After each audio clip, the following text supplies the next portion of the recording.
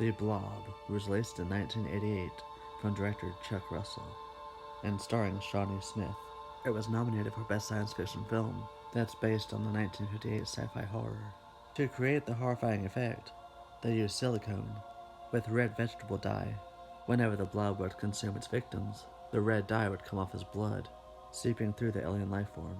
As the person would dissolve in the blob, it would only get bigger, more dangerous, and more terrifying.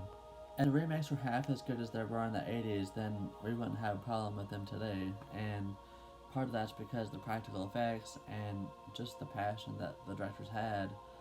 And some of them do, but very slim today. And um, you've got so many great films made in the 80s and remakes alone, with The Fly, The Blob, The Thing, 80s horror, and that's honestly probably the best decade for that genre, and a lot of other films as well. And which yesterday was my first experience watching The Blob, and honestly, I wish I had grown up watching it because it's so good. And just even watching it as an adult, it's creepy because just the thing of some alien life form consuming you and melting you basically down to nothing.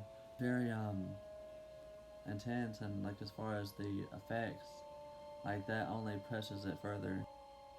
The cast is also really convincing, fearing for their lives. The movie picks up really, really fast, only to leave more time by the Blob's reign of terror.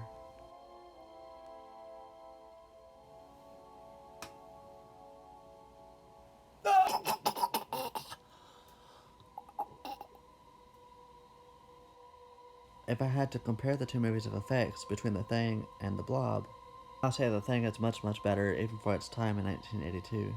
It's just really chilling, the thought of something being out there waiting for us, with no way of knowing how to stop it until it's too late.